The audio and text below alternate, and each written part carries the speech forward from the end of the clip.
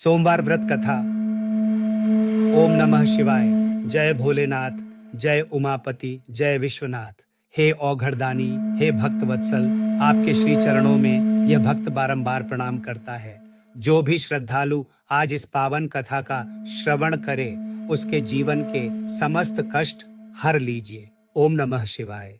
आज हम सोमवार व्रत की वह कथा सुनेंगे जो स्वयं भगवान शिव और माता पार्वती के संवाद से आरंभ होती है।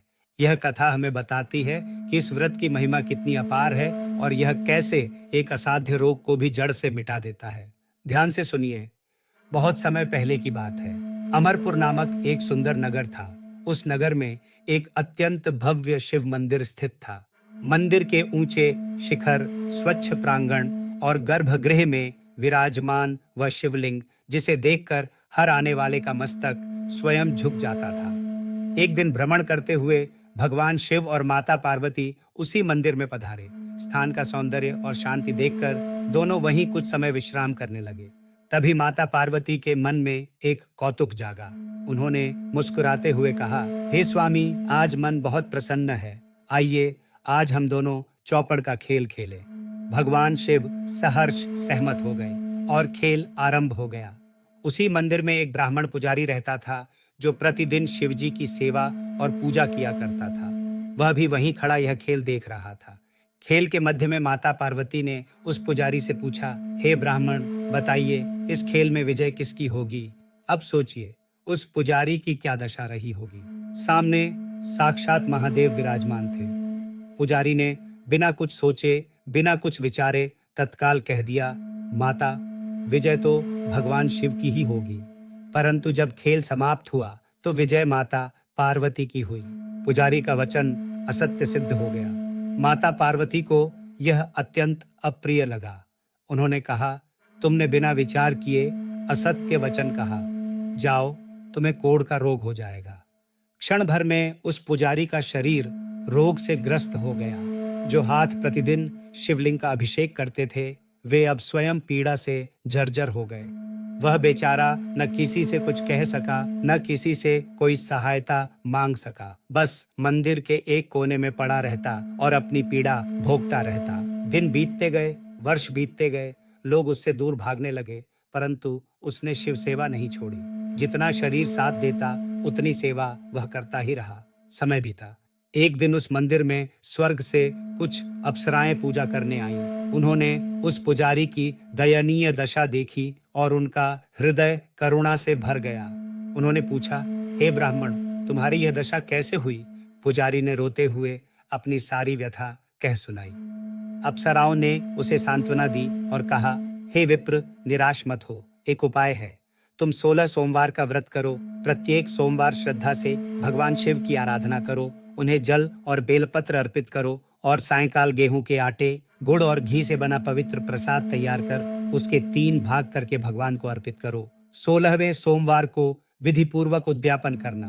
भोलेनाथ की कृपा से तुम्हारा यह कष्ट अवश्य दूर होगा। पुजारी ने अप्सराओं को प्रणाम किया और उसी दिन से पूर्ण श्रद्धा के साथ व्रत आरंभ कर दिया। हर सोमवार वह उठता, कठिनाई से ही सही, पर स्नान करता, शिवलिंग पर जल चढ़ाता, बेलपत्र अर्पित करता और मन ही मन ओम नमः शिवाय का जाप करता रहता। उसकी आंखों में केवल एक ही प्रार्थना थी, हे भोलेनाथ, आपने ही दिया है, आप ही हर लीजिए। और भोलेनाथ ने सुनी। जैसे जैसे सोमवार बीतते गए, उसका रोग घटता चला गया और जब 16वां सोमवार आया और उसने विधि पूर्वक उद्यापन किया तो उसका शरीर पूर्णतः निरोग हो गया। वही मुख जो वर्षों से पीड़ा से मलिन था, अब तेज से दमक उठा। कुछ समय पश्चात भगवान शिव और माता पार्वती पुनः उसी मंदिर में पधारे। माता पार्वती ने उस पुजारी को स्वस्थ और प्रसन्न देखा तो आश्चर्यचकित रह गई। उन्होंने पूछा, हे ब्राह्मण, वह असाध्य रोग तुमसे कैसे दूर हुआ?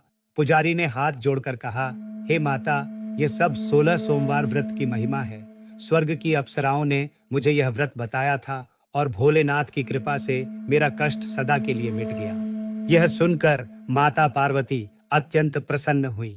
उनके मन में उस समय एक और पीड़ा थी।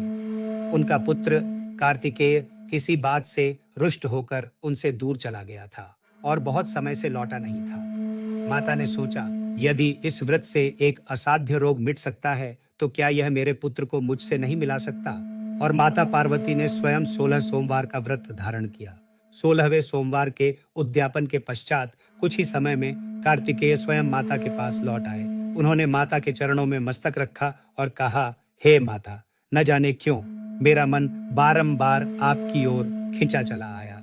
माता पार्वती ने मुस्कुराकर कहा, पुत्र, ये 16 सोमवार व्रत का ही प्रभाव है। कार्तिकेय के मन में भी जिज्ञासा जागी। उन्होंने कहा, माता, ये व्रत मुझे भी सिखाइए। मेरा एक प्रिय मित्र ब्राह्मण बहुत समय से मुझसे बिछड़ गया है। माता से व्रत विधि जानकर कार्तिकेय ने भी यह व्रत किया और कुछ ही समय में उनका वह बिछड़ा मित्र उन्हें पुनः मिल गया। उस ब्राह्मण मित्र ने आश्चर्य से पूछा, हे कार्तिकेय, इतने वर्षों बाद यह मिलन कैसे संभव हुआ। कार्तिकेय ने उसे 16 सोमवार व्रत की महिमा बताई। अब उस ब्राह्मण के मन में एक इच्छा थी। वह विवाह करना चाहता था, पर बहुत प्रयास के पश्चात भी उसका विवाह नहीं हो पा रहा था। उसने भी पूर्ण श्रद्धा से यह व्रत किया और कुछ ही समय में वह एक ऐसे नगर में पहुंचा जहां राजा अपनी कन्या के लिए योग्य वर की खोज कर रहा था। दैव योग से राजा की दृष्टि उसी ब्राह्मण पर पड़ी और उसका विवाह उस सुंदर राजकुमारी से संपन्न हो गया। देखिए कैसे एक व्रत की महिमा एक से दूसरे तक, दूसरे से तीसरे तक पहुंचती चली गई और जिसने भी इसे श्रद्धा से किया, भोलेनाथ ने उसकी झोली भर दी। हे श्रद्धालु भक्तों, इस कथा से हमें यह शिक्षा मिलती है कि भगवान शिव अपने भक्त का कष्ट अधिक समय तक नहीं देख सकते। जो श्रद्धा से उनकी शरण में जाता है उसका उद्धार निश्चित है। जो भी भक्त सच्चे मन से सोमवार का व्रत करता है उसका असाध्य रोग दूर होता है। बिछड़े हुए अपने पुनः मिलते हैं। विवाह में आ रही बाधाएं दूर होती है और घर में सुख शांति का वास होता है। जो इस कथा को स्वयं सुनता है अथवा दूसरों को सुनाता है उस पर भोलेनाथ की कृपा सदैव बनी रहती है। हे भोलेनाथ, हे करुणा के सागर, जैसे आपने उस पुजारी की सुनी वैसे ही हम सब की सुनिए। हमारे रोग, शोक और संताप हरिए और अपनी शरण में हमें स्थान दीजिए। बोलिए हर हर महादेव। ओम नमः शिवाय, ओम नमः शिवाय, ओम नमः शिवाय।